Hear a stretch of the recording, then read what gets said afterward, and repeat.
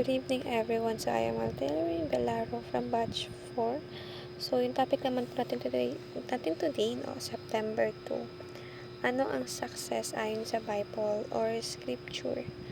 At ang scripture po natin today ay matatagpuan sa Joshua chapter 1 verse 8. So basahin po natin yung konsepto ng scripture. So scripture refers to the sacred writing of the Old and New Testaments, historically recognized as the very word of God in written form. Scripture is God-breathed, infallible, inerrant, and the supreme authority for faith and life.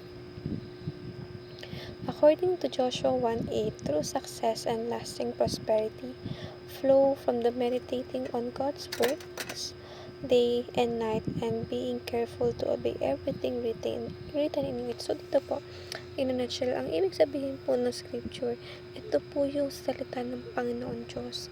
Kaya sabi nga nito, diba, God breathed. So dito po nagmumula, or dito tayo nagpapasa ng mga gustong ipaalala ng Panginoon, ipaalam sa atin ng Lord. Gusto niya tayong, ito yung gusto niyang mabasa natin ngayong araw. So, dito po, sabi nito na it refers to the sacred writing of the Old and New Testament. So, ang scripture po ay matatagpuan sa Old and New Testament. Yung mismong binabasa natin, yun po ang tawag doon, which is scripture or ang salita ng ating Panginoon sa Biblia. At sabi sa teachings na true success cannot be measured by money. True success is living the fullness of life. And true success is made accessible to you through the Bible. So, para po sa akin, no, ang meaning po ng success, ito ay matatamo lang natin kung tayo ay tiwala sa Panginoon Diyos. Dahil siya yung mismo, o siya talaga yung humahawak ng buhay natin.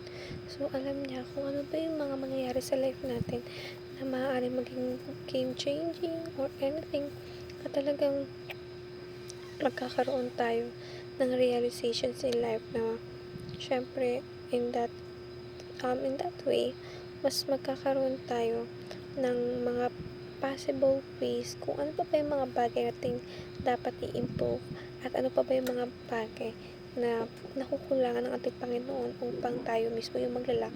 Dahil kaya nga nasabi ko palagi na ang Panginoong Diyos ay gumagalaw sa ating buhay at hindi niya tayo hinahayaan. Pero hindi naman yun mag-work kung tayo mismo ay walang ginagawa sa ating buhay. So it should always be 50-50. And that's all everyone. Thank you so much for listening and have a great day ahead for tomorrow. Bye bye.